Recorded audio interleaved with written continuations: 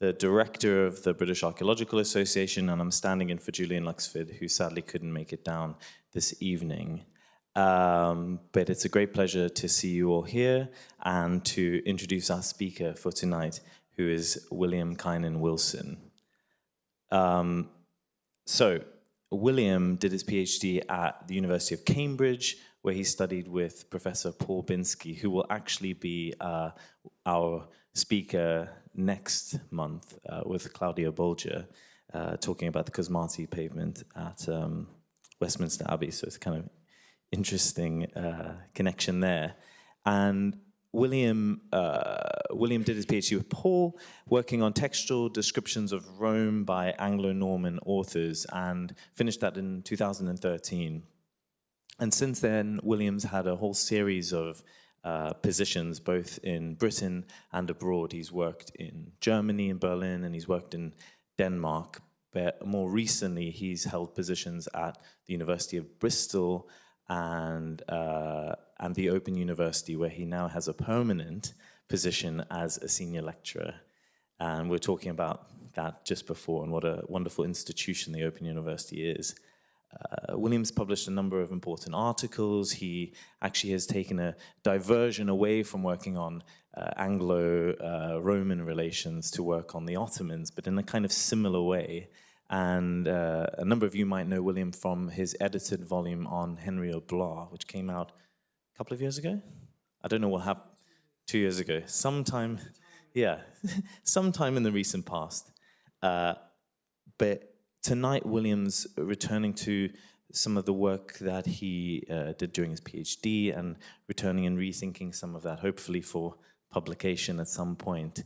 So his title tonight is Intertextuality and Romanitas, 12th Century Responses to Roman Antiquities. So please join me in welcoming William tonight. Thank you very much.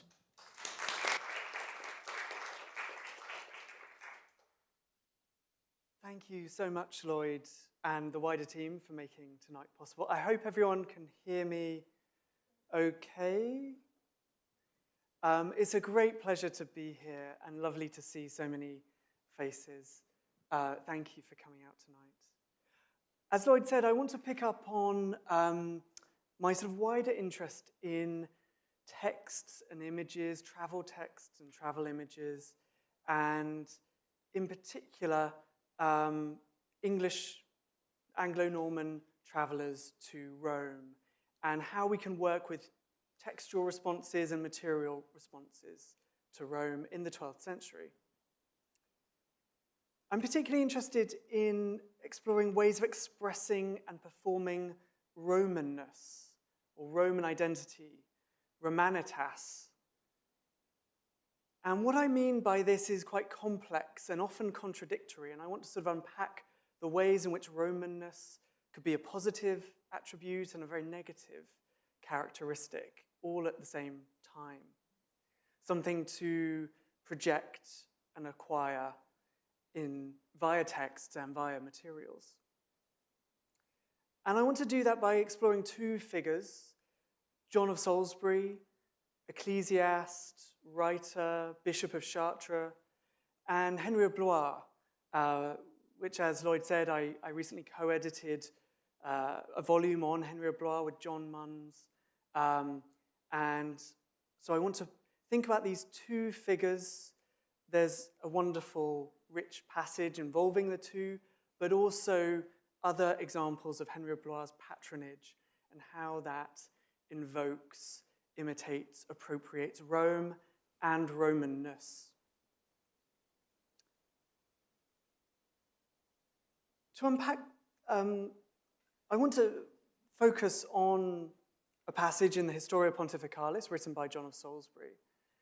And it's a very famous scene that many of you may be familiar with, in which John describes Henry in Rome around the mid-12th century. The precise date is disputed, but around 1150.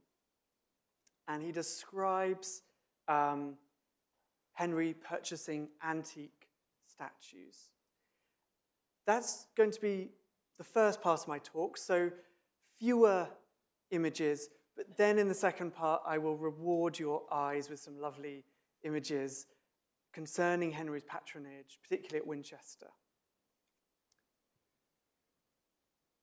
But first, a few words just to kind of introduce the two key characters.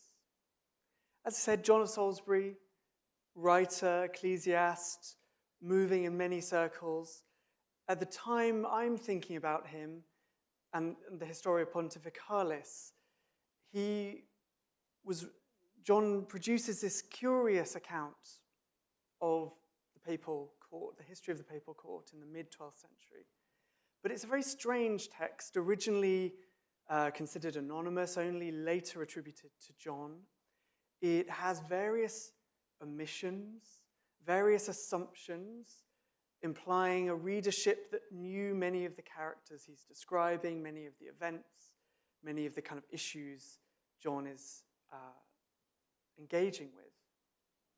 He writes it probably in the late 1160s, and probably at the Abbey of Saint-Remy, and he dedicates it to his friend Peter of Celle, who was abbot of Saint-Remy.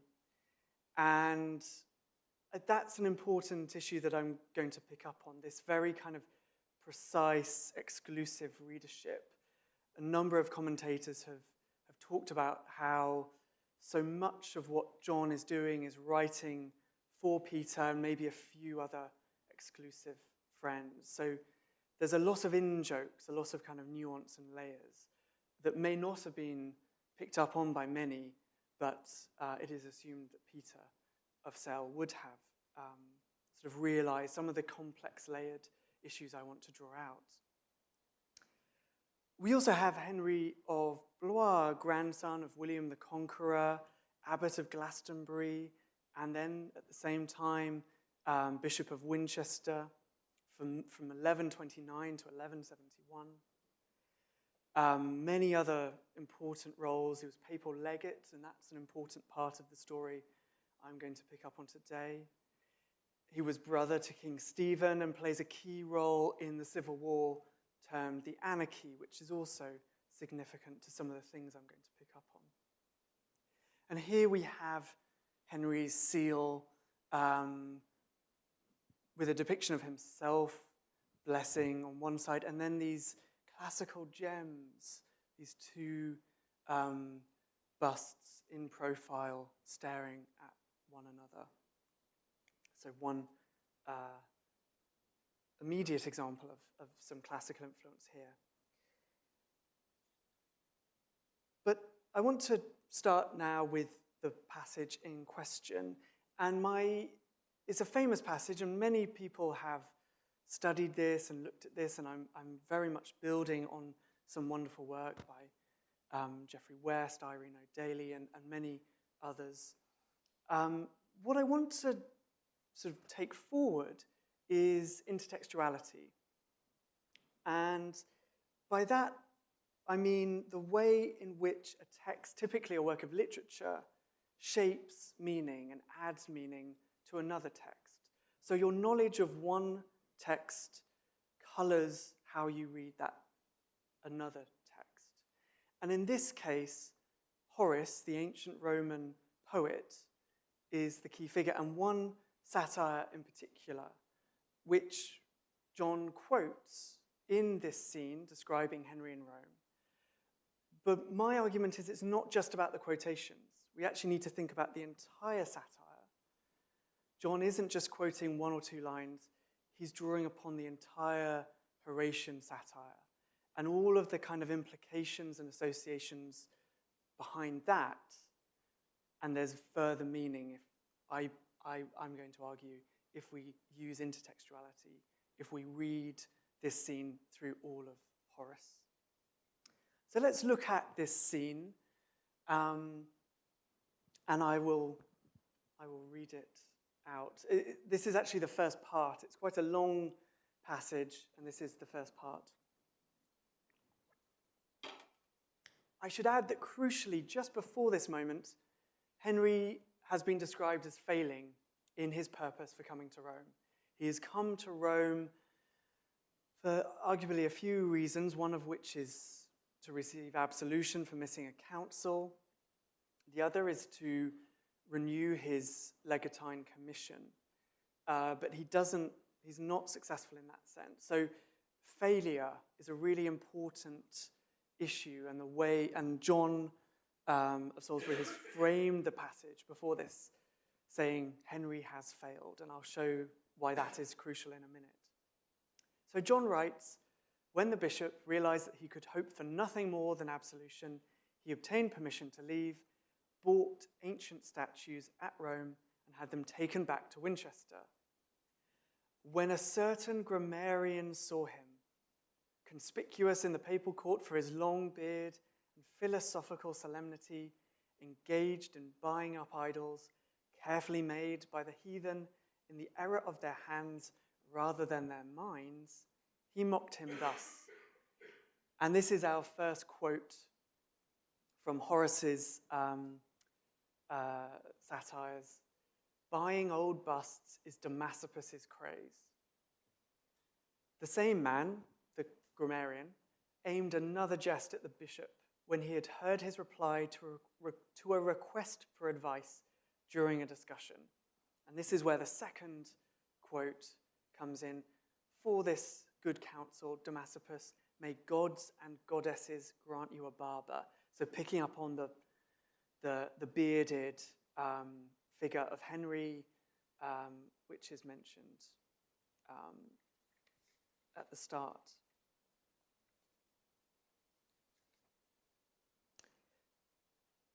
Now, this is a really remarkable scene in the first instance for describing buying antique statues in Rome. It's the only account of this that we have from the period. And there's a lot of things going on, but a crucial element is this unnamed grammarian. And Reinhold Pauli in the 1880s was the first to say and suggest that he thinks this is John of Salisbury. And some people have sort of picked up on this, but sometimes this is overlooked in sort of retellings and recent engagements with this passage, but I think it's absolutely crucial. And I think we can be confident that this is meant to be John of Salisbury, the unnamed grammarian. Now, what does a grammarian grammaticus sort of mean? Someone skilled in Latin, erudite, dexterous, certainly something that John would have prided himself on, and indeed he does in letters. He speaks about his pride in his Latin. There's another element here that the grammarian is the only figure who is allowed to speak. And I want to sort of pick up in a moment later on about this kind of shifting dialogue, shifting pattern of dialogue, and who is doing the speaking and who is quoting Horus, because it's the grammarian. It is John of Salisbury who is the one quoting Horus perfectly and appropriately. The reason I say appropriately is because Damascus is a central figure in the satire that John is quoting from. And Damascus was an antique stealer, a failed antique stealer, famed for buying busts, lavish houses and gardens.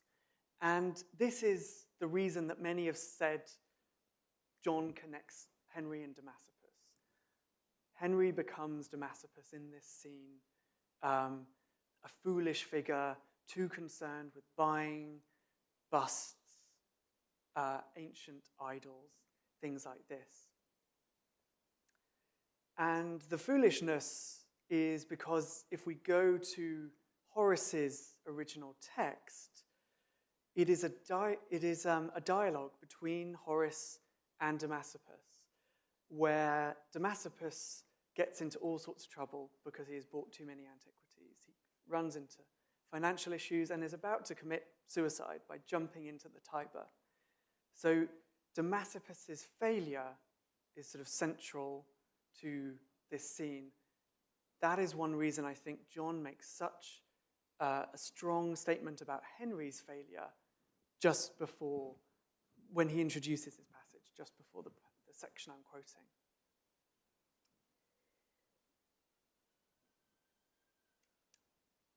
In the second bit, the passage continues. It was this man, the grammarian, John of Salisbury, who was to reply for the bishop. And I think this is really interesting, again, that shifting dialogue. John mocks Henry, but then defends Henry immediately after. Unprompted, but perhaps expressing Henry's view that he had been doing his best to deprive the Romans of their gods, to prevent them from restoring ancient rites of worship, as they seemed all too ready to do, since their inborn, inveterate, and ineradicable avarice already made them idol worshippers in spirit. Strong stuff indeed. For they all love gifts, the Romans. They all love gifts and strive for rewards. Bribes, essentially, and corruption. A fact equally remarkable and deplorable. It is recorded that there were more citizens indifferent to money when Rome was blinded by pagan error than now that she is illuminated by the light of faith, strengthened by the example of the apostles, and first in all the world in the teaching of the divine word. And then there's a small section after this just describing Henry unable to travel back to Winchester via France because of hostility there. He instead goes via Spain. And this is again another curious element. Why does John go out of his way to mention this sort of long journey back via Spain? Mike Franklin has recently connected this with Henry's efforts at financing Cluny, actually, where Henry of Blois was trained. There's also some interesting kind of art historical links between Henry and Spain with the decorations at Sigena, sadly destroyed. So an interesting issue. I don't have lots to say about it. It's one of these curious things with a question mark, but that's how this passage ends.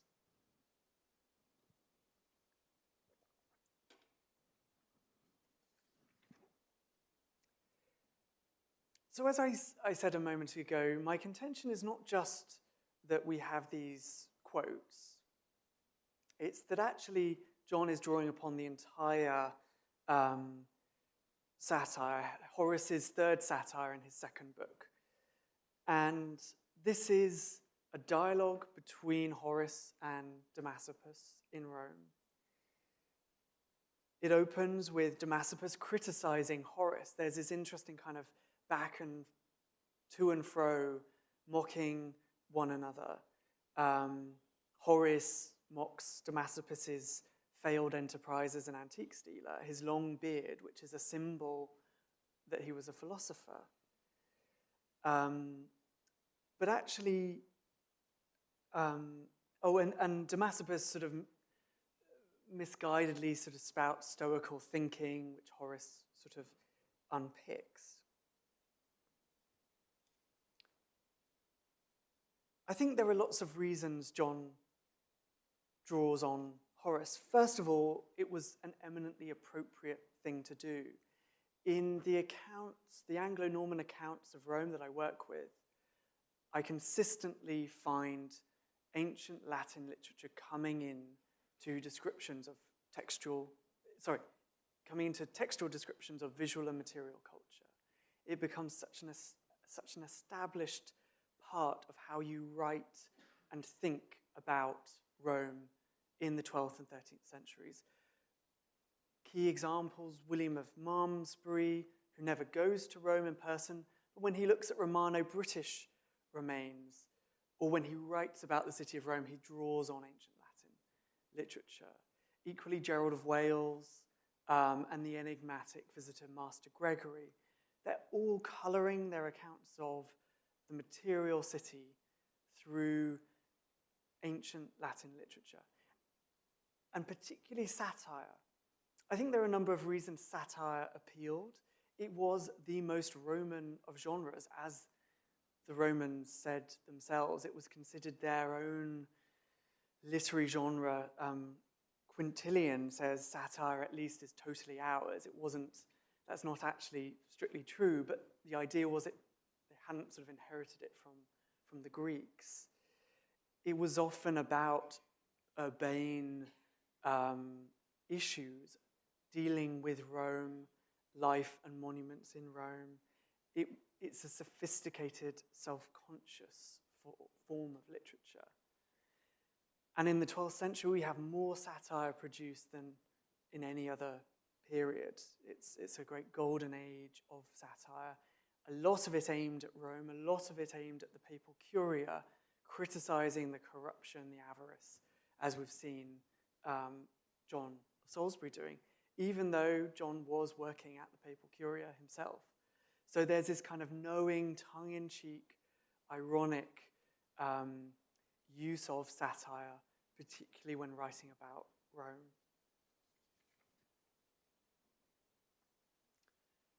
More precisely, Horus was particularly popular during this period.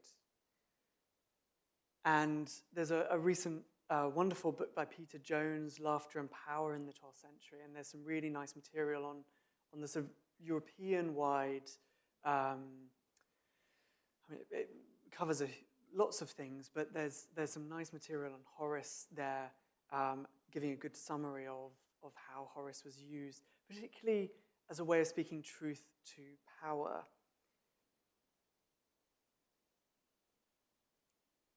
But there are these intertextual specific reasons with this satire, one of which is role reversal and shifting identities. In the Horatian text, you're never quite sure who is speaking. Horus does all sorts of sophisticated things with his own authorial voice and the voices of Damascus and himself. We find that here. Henry never speaks. It's the grammarian. John doesn't identify himself in this text, but I think we can be confident he is the grammarian. He is also assuming the identity of Horus. If Henry is Damascus, the other logical person in this dialogue is Horus. John is Horus. The way in which he says unprompted, but perhaps expressing his point of view, this shifting, uncertain dialogue. The original text also takes place during the Saturnalia, a period of shifting identities, appropriating other identities. And we know that John of Salisbury was aware of this because he actually talks about this in letters. And there's a number of letters to Peter of Cell, the person to whom this text was dedicated, where Horace is quoted, and Persius, another ancient satirist, talking about the Saturnalia, shifting identities, appropriating identity.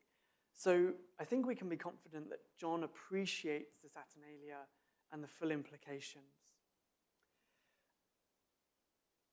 I also think there's good evidence that John knew and had access to the entire satire. As I said at the start, he's probably writing at the Abbey of Saint-Remy, which had a copy of Horace's satires, including this one here. So I don't think it's a matter of florilegia and just knowing a few lines of Horace. I think there are layers of sophistication where John is drawing upon the wider satire. And I think that someone like Peter of Cell and a small circle around him would have been open to that and all of the implications. Another issue, and really a crucial one, that has sometimes been sort of lost in treatments of this passage is scholars see this as a joke at the expense of Henry. And of course there is that. But the real punchline is aimed at the Romans. They're the ones who sort of, if Henry's bad, the Romans are really bad for all these reasons set out here. And implicit is Romans are undeserving of their cultural heritage. And that is, there are two strands to this heritage, the textual, the literary. Horus, that John shows that he rightfully knows and shapes and appropriates. And then there's also the material, which Henry is trying to appropriate. And in both ways, the Romans are shown to be undeserving, and conversely, the Anglo-Normans are deserving of Roman heritage and consequently Roman identity, Romanitas. Catherine Edwards, the classicist, has written really beautifully and compellingly about this sort of wider tradition, and it goes back to ancient Rome, Cicero talking about becoming Roman through knowledge and learning, Petrarch equally so, and there are other examples too. This idea that you can become Roman not by birth, but by learning. And I think this is at the crux of the scene.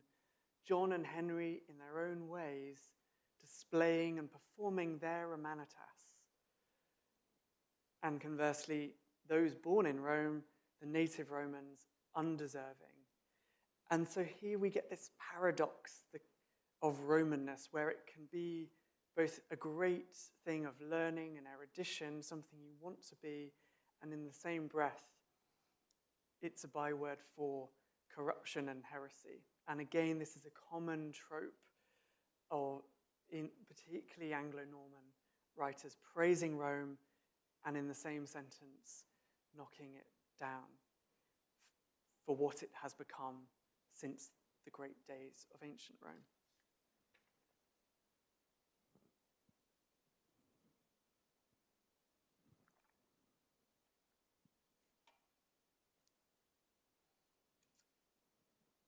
And just in case, I mean, I realize I'm arguing quite a sort of sophisticated, granular reading, the intertextuality of Horus and John's passage. But I would point to some wonderful work by Christopher Brooke and Roger Ray, talking about John's work in general that does work in this manner. I particularly like Christopher Brooke's quote here. John of Salisbury's mind was immensely complex, subtle, ironical. He loved to write at several levels simultaneously. Even his most forceful rhetoric gets tripped in the complexities of his irony. And I think that really captures John's wider writing, and of course there are many other important, interesting texts by John of Salisbury that I'm not able to address today. And irony, I think, is a key word because, of course, John is criticizing Henry for buying antique statues, saying we shouldn't be doing this as good ecclesiasts, but he does so ironically, tongue-in-cheek, through the language of ancient Rome itself, of a classical Rome, through Horus. Now on to some images. Thank you for your patience with all that text. I now want to think about Henry of Blois and his artistic patronage. And this glorious enamel plaque, which I will sort of conclude with, but is a great image and portrait of Henry, kneeling down, holding a curious item. Now, Henry of Blois was one of the greatest artistic patrons in the 12th century, and there is just so much that can be discussed. I'm particularly interested in the sort of the Mediterranean elements of his patronage.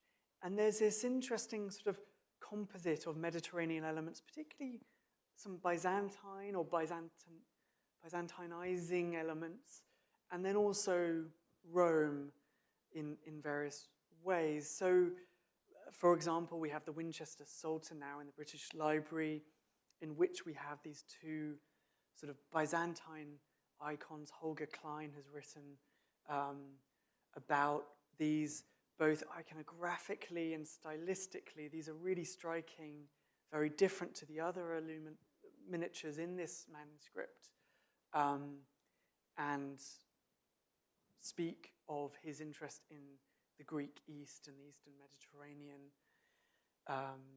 world.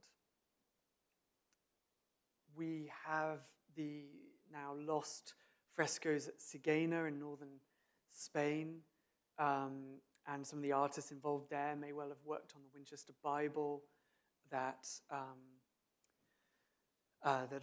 Henry's role in is sort of questioned, and the late great Claire Donovan published a really great article in the edited volume that I did with John about the Winchester Bible, arguing Henry is the patron. There are different views on that, but another great work that could well be in his orbit. We have my opening image, this great scene of classical masks on a shelf that features in a manuscript of Terence's comedies, now in the Bodleian, and it ended up at St. Albans, but Christopher de Hamel has associated it with Winchester and Henry's scriptorium. We have the classical gem impressed into Henry's seal, which I also showed earlier. We have architectural things. John Crook, in an essay in the edited volume, talks about the Holy Hole.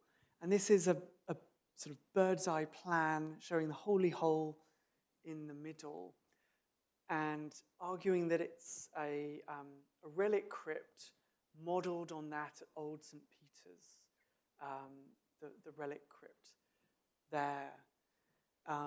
So possibly something that Henry saw during his time in Rome. The date of this is around the 1150s, just when Henry comes back from Rome. He starts to rearrange and remodel where the relics at Winchester Cathedral are positioned and held, and John Crook argues that the model may well have been Old St. Peter's, much like St. Wilfrid had done centuries before, actually, at Ripon and Hexham.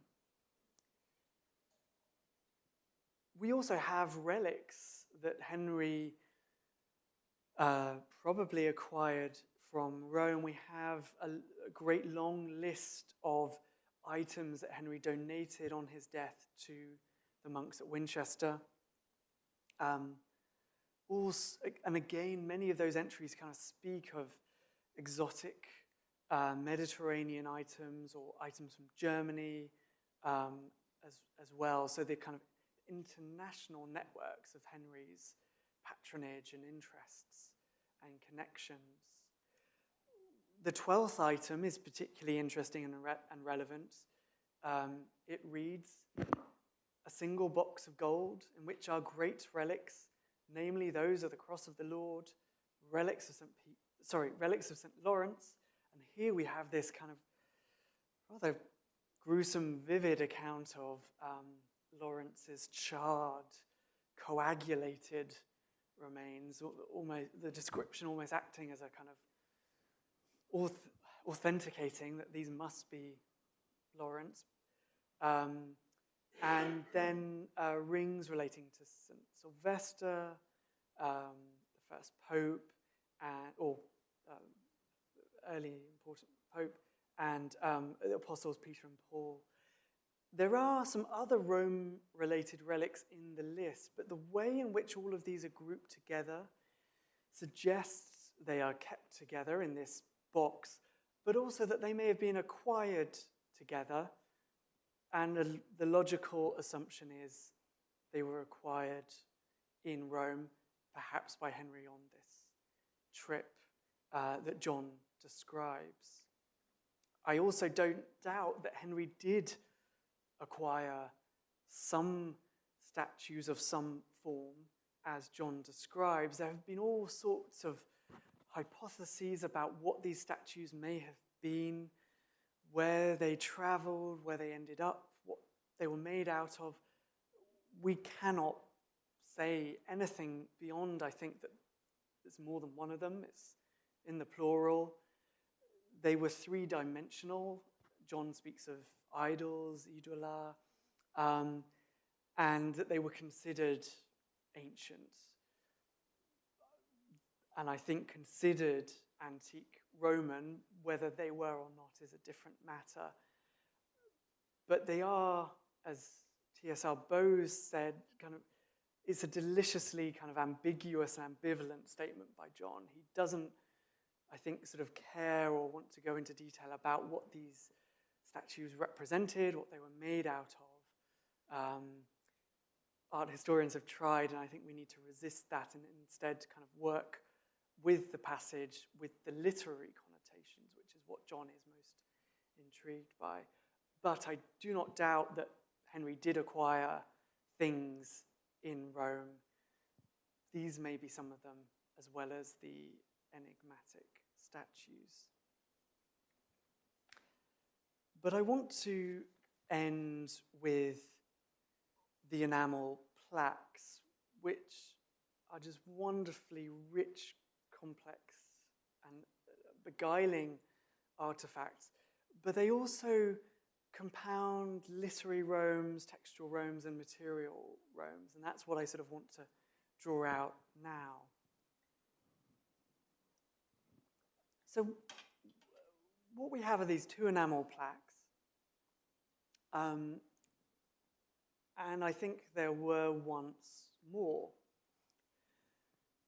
The top plaque shows these angels sensing, and then in the bottom we have a portrait of Henry clutching an item, and there's various debates around what he's holding, but he's clearly labeled as Bishop Henry.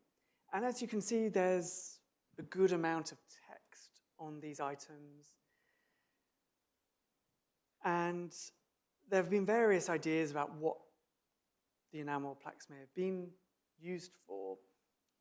One recent hypothesis by John Crook is that they were part of a cross, and you can see a reconstruction of them here. But there are other ideas that Henry might be holding the Winchester Bible or another great book, or more plausibly an altar, a reliquary, something like that. I'll get on to what I think he might be holding right at the end. But let's look at the first inscription. And it's interesting that this is in hexameters, whereas the second inscription is in elegiac couplets. And I think and they don't work together either. And this is one reason that I think there must have been many other plaques with other inscriptions, because taken together, the two don't quite make sense. But what we have here is a Latin inscription saying, the aforementioned slave, probably Henry, but we cannot be certain, shapes gifts pleasing to God. May the angel take the giver to heaven after his gifts, but not just yet, lest England groan for it, since on him depends for peace or war, agitation or rest. Now, this is an intriguing passage, and others have said this too, think it should be read in light of Henry's role as a politician. It's about Henry as kingmaker, Henry as peacemaker. It implies, I think, his role during the Civil War, the anarchy, where he changes sides. He's sometimes with his brother, later times on the opposite side. But recent arguments are that he was ultimately trying for peace, trying to hold the country together. And this is sort of at the kernel of this passage here. Another theme that is picked up on later is Henry as maker.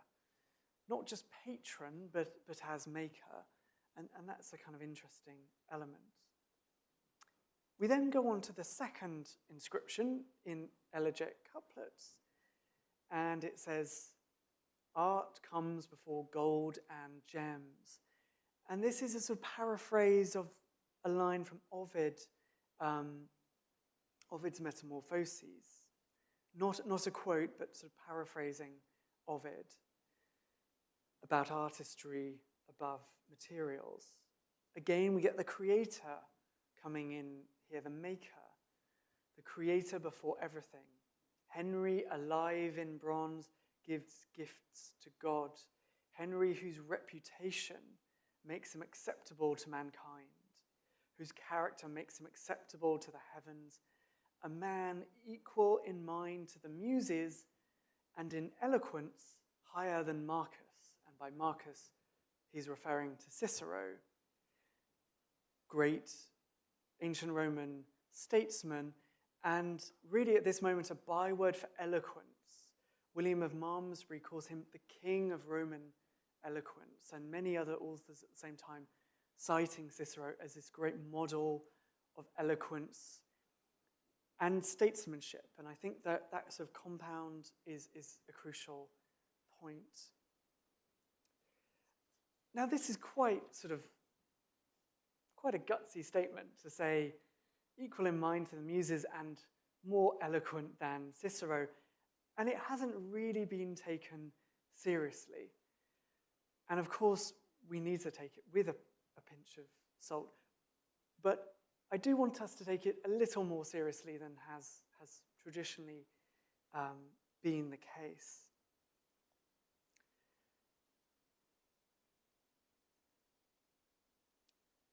And I'll point to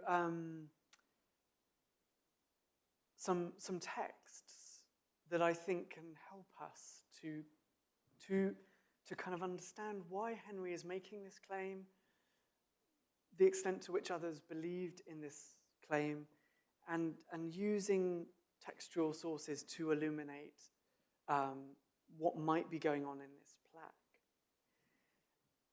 And there's a number of sources in which Henry is actually likened to Cicero, and Winchester or Glastonbury, Henry's two great sort of bases, where he was abbot and bishop, where they're compared to Rome. They're called Second Romes. My first example of this is from an anonymous deathbed poem presumed to be written by a monk at Winchester, so on Henry's death in 1171 or thereabouts. And it talks about Rome, head of the world, a classic trope, rich with foreign treasures, has been made richer by Henry's office. And this is kind of referencing Henry as legate, as papal legate, as representative of the Pope.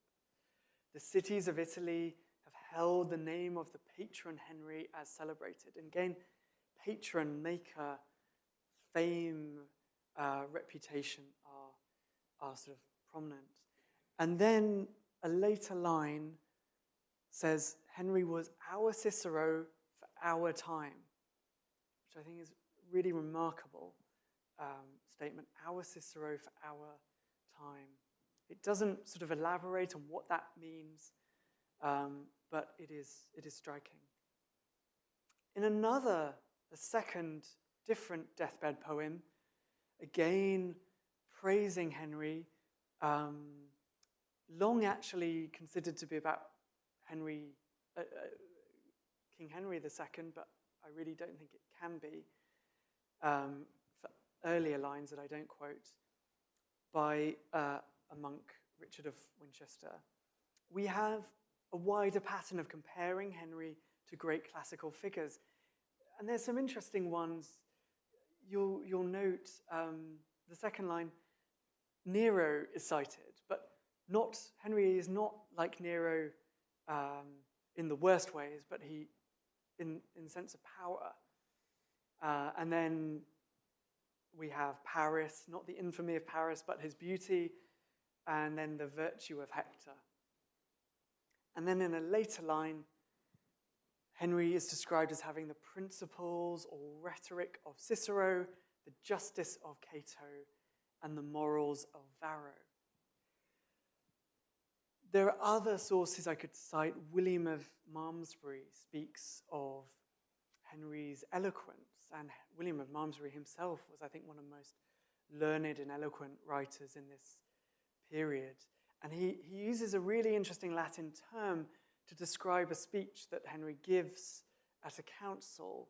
The term is latialiter, which is a very rare Latin word we don't find in many British medieval sources. It was actually a word Cicero loved to use, and William of Malmesbury picked up on this and is one of the rare, as I think in the 12th century, the only figure using this term. But it means, in a strict sense, speaking in a Roman manner. So we have this account given by William Malmesbury of Henry speaking in a Roman manner at an ecclesiastical council. We have William of Malmesbury's account of, his history of Glastonbury, and a story about two monks, one of Saint-Denis, one of Glastonbury, comparing who is the better. And the Glastonbury monk concludes, unsurprisingly, Glastonbury is better because it's like a second Rome. We also have Bernard of Clairvaux, a great enemy of Bishop Henry, complaining of those who sing songs of Winchester as a second Rome. So I think there are quite a few reference textual sources in which Henry is likened to classical figures, Cicero in particular, and I think that's probably because of eloquence, but also statesmanship. Cicero steering a balanced path through civil war in ancient Rome, so Henry modeling himself on that and projecting that into 12th century conflict. And then this wider kind of appropriation of the idea of Rome, the glory and the glamour of Rome, and that the textual and the material speak together at the same time. And in thinking about what this mysterious object that Henry holds is, I've been really struck by an idea that Neil Stratford first proposed in the 80s, but actually that Walter Oakeshott sort of quotes and was the first to publish on, but he rightly attributes it to Neil Stratford, that this resembles Cosmati work. The colouring and, in particular, the swirling cloisonné motifs on this item reminded Neil Stratford of Cosmati work. Walter Oakeshott liked this idea, although doesn't actually accept it. He proposes something else. We can't be certain what this object is without more evidence, but I'm particularly taken with the visual similarities with Cosmati work. My suspicion is that the plaques were attached to whatever Henry is holding. And around the time Henry was in Rome, we do have Cosmati work starting to be made. Could this be a portable reliquary or altar of porphyry, serpentine, other precious Roman marbles? Could these plaques be attached to it? I think the imagery and then these Roman associations drawn out through the classical text could be a reason for seeing this sort of strong Roman connection. Now, we cannot be sure. There are all sorts of hypotheses, and I cannot be any more certain than anyone else out there. But I think there is this strong Roman element there. And I like this idea that proposed many decades ago, but is sort of, I feel deserves an airing again, and I'd love to hear thoughts on it. In conclusion, I've tried to unpack some of the ways in which Anglo-Norman figures sought to appropriate Roman identity, positive elements of Roman identity, learning, eloquence, and understanding of ancient Roman texts and materials. And we've seen that in John's account, where he displays Henry's Romanitas, but also ultimately his own, through his erudite knowledge and manipulation of Horus. Also seeing that in some of the artworks, imagery, architecture of Henry, and in the enamel plaques and the text here. And it's all about the pattern that I find when I look at these Anglo-Norman writings is always about Romans being undeserving of their heritage, and unsurprisingly, the Anglo-Normans deservingly inheriting the mantle of Rome, the glory of Rome. I hope to have shown some of the different kind of brands and strands of Romanitas, the textual and the material, how they can work together sometimes whilst also diverging. I'm particularly inspired by Sandy Heslop's thinking about visualizing and verbalizing the traditions around this and how they can overlap but also diverge in interesting ways. And I hope to have shown some of that through the figures of John of Salisbury and Henry of Blois, and how they're complex and compelling invocations of Rome. Thank you very much.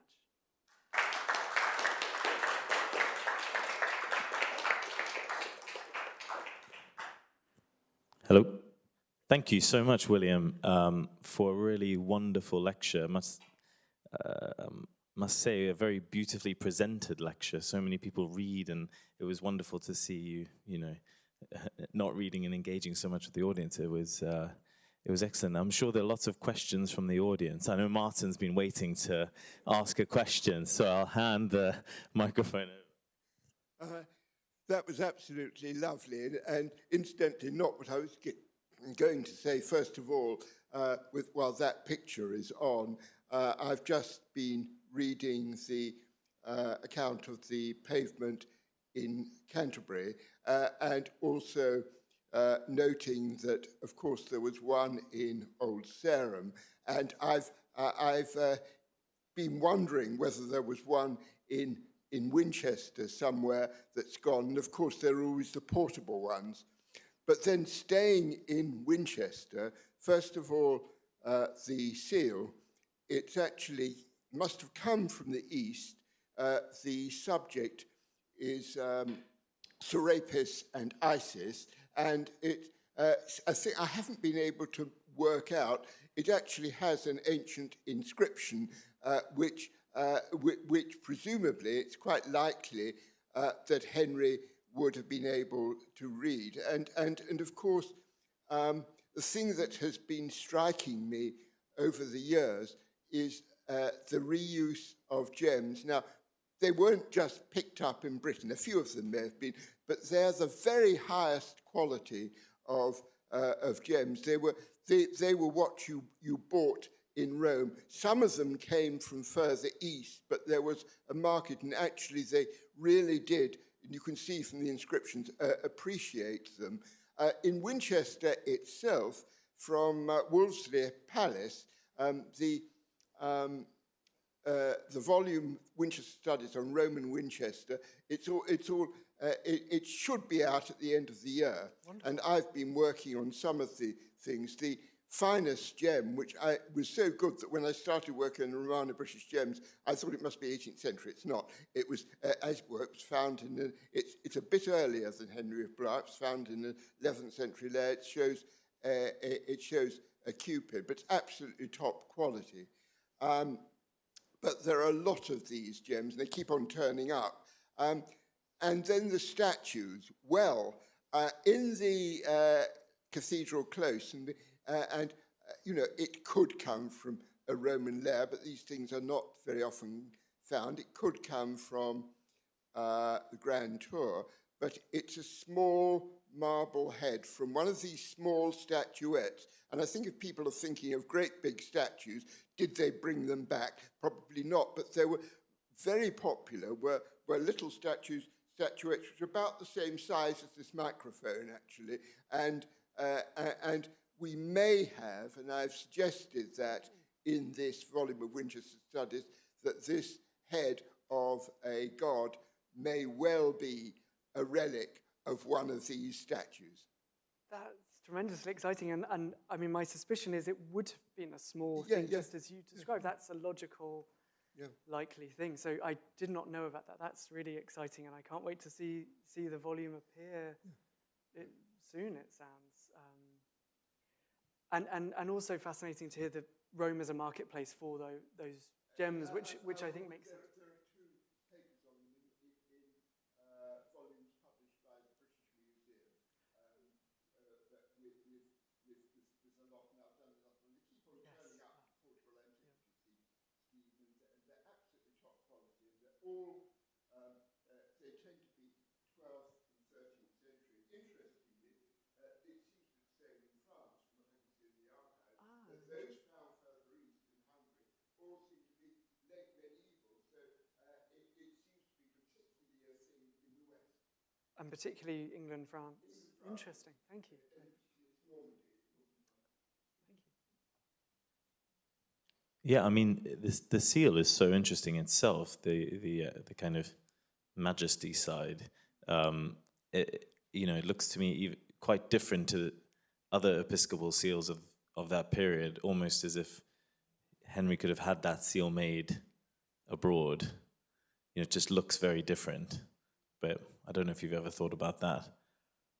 Oh, I mean, there are other bishops using classical gems on rings, or I mean, I'm not the expert on their use as seals. So there are some other examples, but it must have been a kind of prestigious, costly item. So it is striking, and I think I'd like to see it as part of this wider thing. So yeah, but I'm not the expert in the room on And also, when they acquire these things is so interesting, because you'd think they'd acquire it early on in their lives, when they begin composing letters and exchanging letters. I mean, Beckett's the obvious example that he must get it when he's young.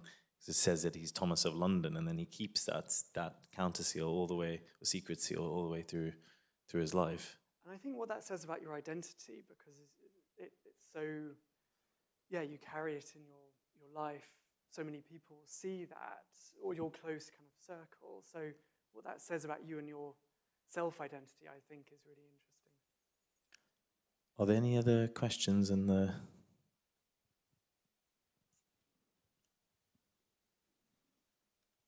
Thank you very much.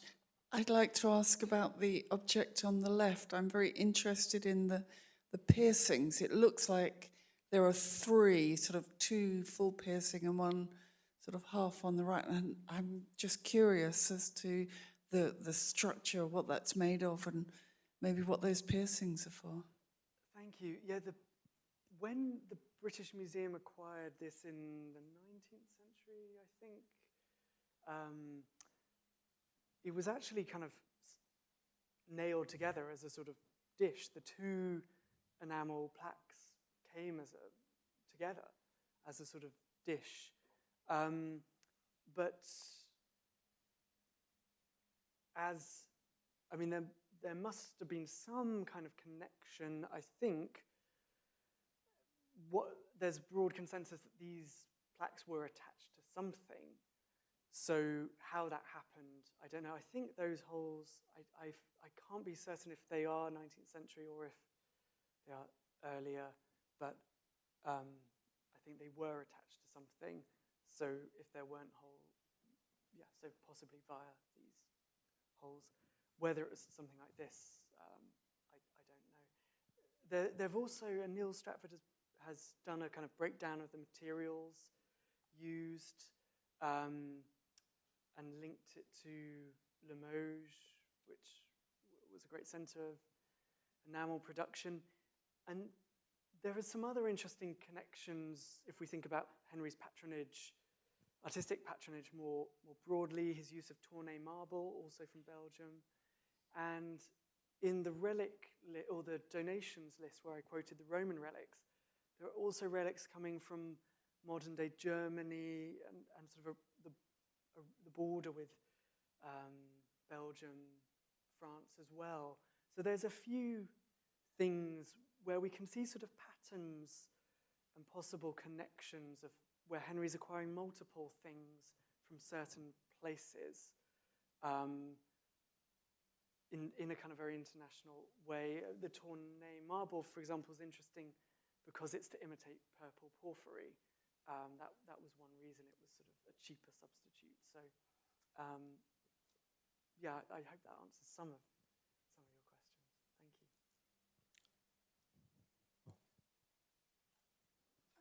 Maybe I'm being finicky, but I'd really like to understand when you talk about the 12th century Romans that John of Salisbury is complaining about.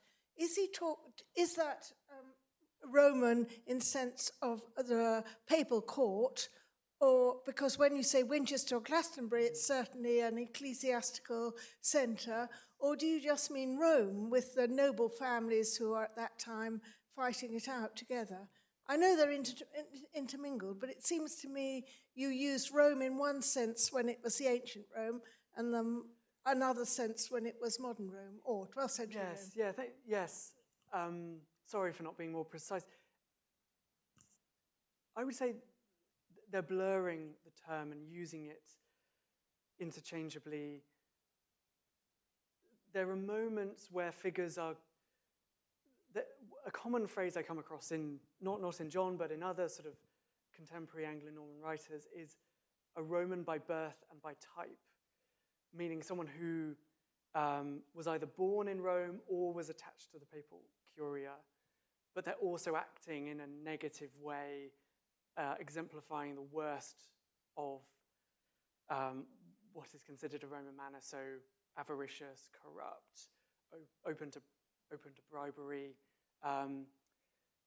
And I think John, reading between the lines, is probably thinking about the papal curia primarily, but he's not sort of explicit in that. I guess he talks about Henry at the papal curia, but I think he does have the wider citizens of Rome in mind. And he and many others are just not precise. They use it interchangeably, and I think sometimes they are clearly, when you read it in a certain context, when you look at the context, they're clearly thinking of the papal court. Other moments, they're perhaps talking more generally about the Romans or indeed Italians. There's a wider debate about where Rome was where the Pope was. So are we even thinking about the city of Rome? Some scholars have said, is this account even taking place in Rome? I think it is, and there's a number of sort of Marjorie Chibnall and Christopher Brooke have sort of gone through the quite intricate possible dates that this could be happening and whether it is actually in Rome or not. John isn't precise, so it is very, they are very ambiguous. It might not even be in the city of Rome. I suspect it is, but so I'm sorry for blurring the identities as badly as the 12th century writers. Yeah. We've got a few questions. Apropos of that last question, could it be more than coincidence that John of Salisbury, Henry of Blois' exact contemporary Geoffrey of Monmouth, invents his imaginary King Arthur, defeating overwhelmingly the no less imaginary Roman Emperor Lucius? Absolutely, and I'm really interested in the sort of the myths around Roman Britain that start to appear in 12th and 13th century historical writing, and the ways in which figures like Caesar, Arthur are written about. And again, it's all about the sort of Anglo-Normans inheriting the mantle of Rome. And even if they lose to the ancient Romans, even if they're conquered, the way in which that happens reflects well on the Anglo-Normans, or when they defeat and the Romans. So there's a lot more material on that I need to engage with more, but a lot of writers are very interested in Roman sort of origin myths and Roman Britain. William of Malmesbury, for example, I've thought about his account of Roman British remains in Carlisle and how he's using his knowledge of ancient Roman history to try to interpret these material remains. So, yeah, it's a great point, and I certainly need to think much more about it, but there's a wider sort of story there. Thank you very much. It's always wonderful to hear about Henry of Blois. I mean, he's difficult not to be fond of him. He's problematical in a sense that he is so. We know so much about him, and I just wanted perhaps to sort of say that, you know, he's typical in many ways of people who are collecting Roman connected things. And I just wanted to mention a couple of his fellow bishops of the same generation who put together very interesting libraries which contain classical texts. And one of them is Philip Harcourt, who is Bishop of Bayeux and briefly attempts to be Bishop of Salisbury. And his library list, we just know about it because he gives it to the Library of Beck, and that contains several classical texts. And then the other one is Rotrou of Warwick. He's Bishop of Évreux, first of all, and then Archbishop of Rouen. And his library list, his collection, he gives to the Cathedral of Rouen, and it contains things like Vegetius, and you know, there's several classical texts there, and also an amazing list of objects, which again suggest how many, you know, he must have materials from Rome as well.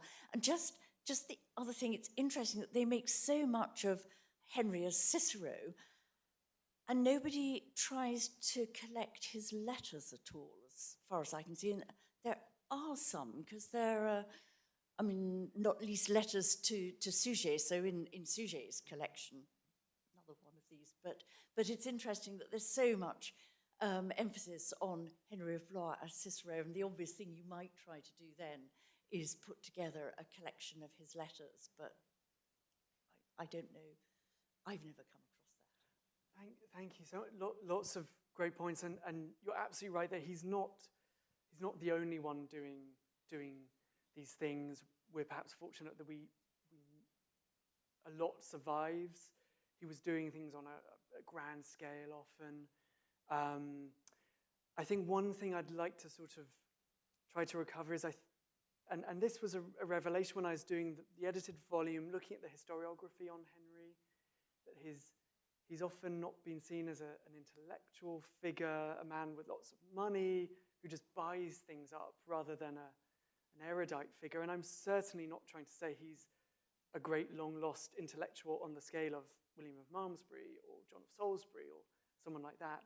But I was sort of struck by these, at least proclamations of erudition, whether or not to what extent we can accept them.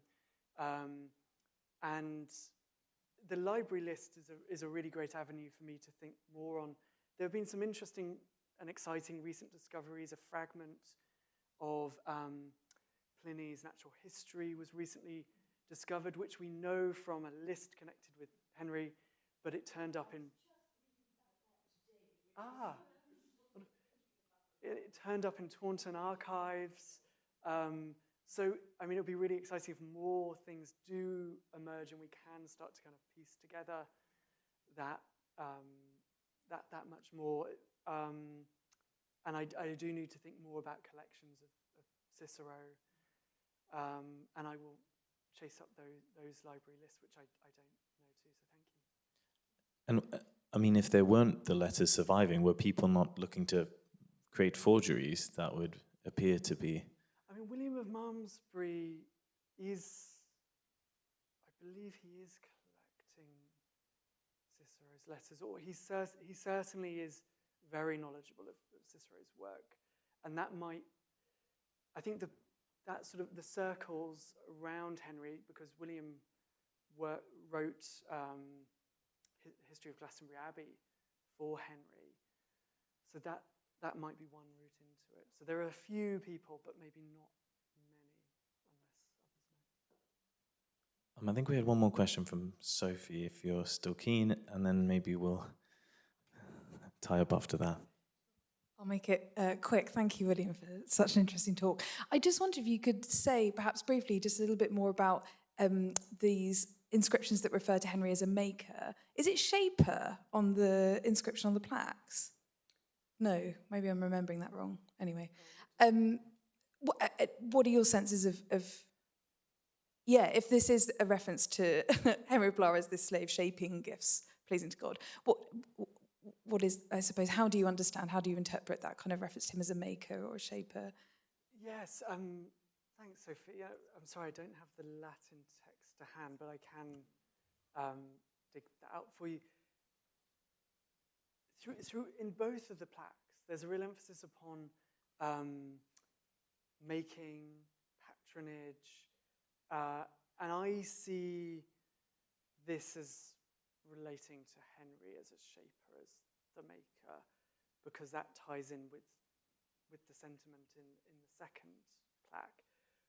We can't be sure, and it's one reason why it would be great if other plaques appear, because that could sort of fill in the gaps.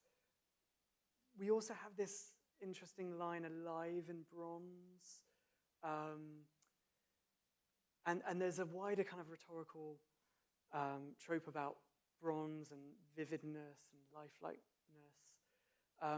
Ovid actually also sort of writes about that, so is that another kind of allusion to Ovid that is featuring here? That's something I've tentatively suggested. In the poems as well that I looked at, Henry's identity as patron is sort of key, and that comes through. So I think there is a pattern of Henry as patron, Henry as maker being emphasized in the texts and the material culture, which I think is interesting and possibly a reason for seeing Henry as a shaper, but we can't be certain. My suspicion is it is about him, because he likes things to be about him, but I can't be certain. Are there any more questions? Were there any questions online? Okay, well, one more question. Hi, brilliant lecture, mind-bending in parts, but I was intrigued by the quote that said something like, we're taking these statues away from Rome so that it doesn't encourage the Romans to go back to their terrible heathen ways. And this sounds like a real kind of politician's argument, and I just wondered if other churchmen and intellectuals of the time were kind of having the same thoughts or using that kind of thing, both for literature and possibly statues and things. Yes, thank you. You're absolutely right that there are others sort of kind of wrestling with this. William of Malmesbury in particular has some passages where he's conflicted at moments about, as a monk, using pagan writers and authors, to what extent should he do this? To what extent is it appropriate? John of Salisbury also kind of comments on this. And they do. I mean, ultimately, both of these figures are drawing upon classical pagan writers to a great extent. Rod Thompson, for example, has looked at, William of Malmesbury has read something like 200 classical texts, 400 classical kind of references or allusions in his work. So they really have engaged with these ancient writers. Their argument would be, we're using it for good to to make certain points as good historians, as good writers. It's embellishing our style. It's a historical source. We're trying to use it in appropriate ways. But there is a wider debate around idolatry and heresy as well. There are some people consider heretical, and there are intellectuals debating to what extent can we draw upon this culture and use it. But people like John of Salisbury ultimately say it's okay, and I think that's a part of this. The great ironic joke is, oh, you shouldn't be using these pagan statues, but it is appropriate for me to quote a pagan author. That's part of the fun, and there is this wonderful playfulness in 12th century classicism that I think can be overlooked, and it shines through beautifully in the John of Salisbury passage. Okay, well, thank you so much, William, for an absolutely brilliant lecture. And it's almost like I planned it, but our next lecture is going to be by Paul Binsky and Claudia Bolger on the Cosmati mosaics at Westminster, art, politics, the coronation, and exchanges with Rome in the age of Gothic. And Paul and Claudia were very keen to have coronation in the title because it's going to be coinciding with another small event taking place in London around the same time. So if everyone could just join me in thanking William again for his wonderful lecture.